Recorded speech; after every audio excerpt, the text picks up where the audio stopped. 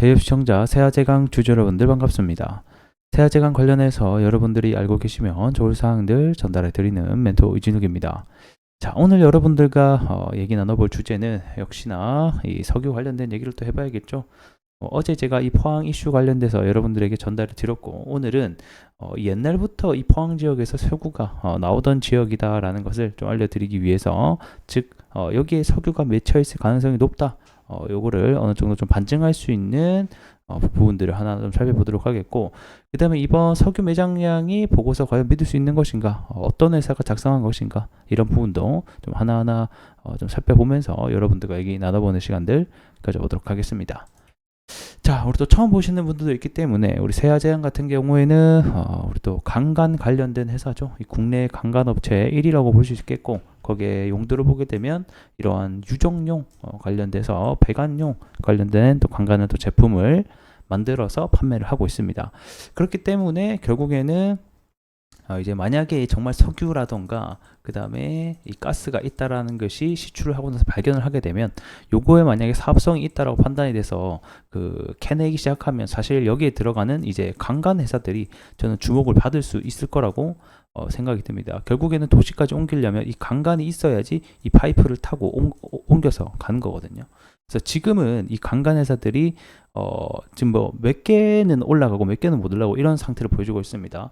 현재는 대장주로 이 동양철간이 관련 이 가스관 테마로 올라가고 있는 상황이고, 나머지 애들은 어제 상승이 나왔다가 오늘 전반적으로 좀 조정이 나오고 있는 상태다라고 보시면 될 것 같습니다.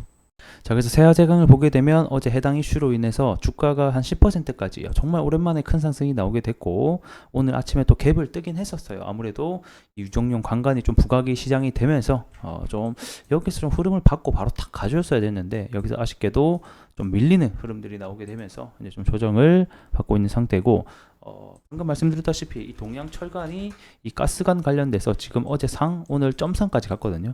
그래서 이 유정용 이 관련된 강간은 언제든지 다시 한번 더 주목을 받을 수 있다는 점 알고 계시면 좋을 것 같습니다. 자, 그럼 이제 이 포항 석유 관련된 이슈를 함께 좀 얘기 나눠보도록 하겠습니다. 자, 여기는 이번에 석유와 가스가 처음 발견된 지역은 아니고요. 이 과거에서부터 꾸준히 이슈가 되던 곳이긴 합니다. 자, 처음 이제 발견이 된 것은 1976년도 때 이 박정희 정권 때였죠. 이때 이제 영일만 이 석유를 처음 발표를 하게 됩니다. 발견을 하게 되면서. 그래서 이제 1차 오일 쇼크가 당시에 있었던 국민들은 이제 TV를 보면서 정말 만세를 외칠 정도로 기뻐했었는데, 근데 여기서 이제 발견이 된 게 기름이 원유가 결국에는 아니다라고 확인이 되면서 결국에는 경제성이 없다, 이렇게 한번 이제 일단락되는 사건들이 발생을 하게 됐죠. 자, 그리고 나서 1998년도 이제 여기 동해 가스전을 또 발견을 하게 됩니다.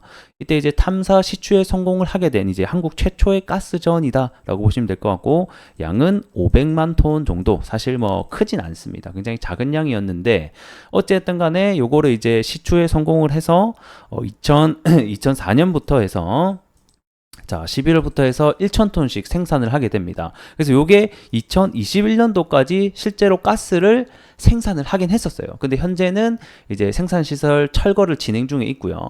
그래서 이 동해전 가스전 같은 경우에는 17년 동안 약 1조 2천억 원 정도를 투자를 해가지고 총 2조 6천억 정도가 달성이 된 프로젝트이기도 합니다. 그래서 이때 이제 개발을 시작하기 전에는 뭐 한 정부 수입이 뭐 한 4천억 정도 수입이 될 것이라고 예상이 됐는데, 막상 해보고 나니까 한 450억 정도밖에 수입이 안 나왔었거든요. 그만큼 이 개발에 대한 타당성 논란이 있던 곳이기도 했었습니다. 자, 그뿐만 아닙니다.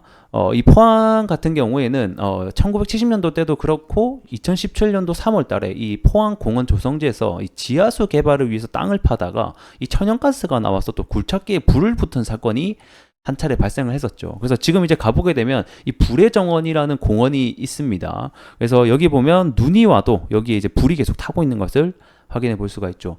자, 옛날부터 그랬듯이 결국에는 여기 포항 영일만 지역은 석유와 가스가 나와도 이상할 게 없는 지역이다라는 것을 알 수가 있을 것 같습니다.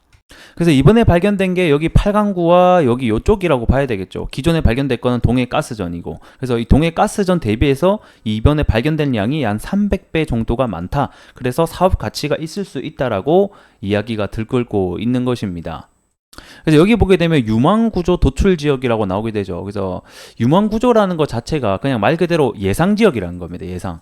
이게 이제 그 가스나 석유를 찾기 전에 지진파 같은 거를 보내가지고 이 지층 모양을 짐작해서 아 여기 밑에 어느 정도 뭐 석유라든가 가스가 있구나라는 것을 판단을 하게 되는데 여기 이제 지진파를 쏴보니까 뭔가 좀 특이한 어떤 트랩들이 발견이 된다는 거죠. 이게 판단이 되면 여기가 유망구조 지역이다라고 설정을 해놓고 여기 이제 시추를 해서 정말 석유가 있는지 어느 정도 양이 있는지 확인을 하는 이제 작업이 들어간다. 라고 보시면 될 것 같고, 그래서 일부 측에서는 시추를 통해서 실제 매장 여부를 확인을 해야 된다는 의견도 있고, 뭐 이제 매장 가능성과 경제성을 장담을 할 수 없는데 한 번 시추할 때마다 1,000억, 5번 하면 5천억이 들어가니까 막대한 비용을 쏟아붓기가 어렵다 뭐라는 다양한 의견이 있긴 한 것 같습니다. 그래서 이번에 이 매장 보고서를 쓴 여기 회사가 도대체 어딘가 요거를 봤더만 이 미국의 액트지오라는 회사가 요거를 뭐 한 것 같더라고요. 그래서 요 회사가 사실 소기업이에요.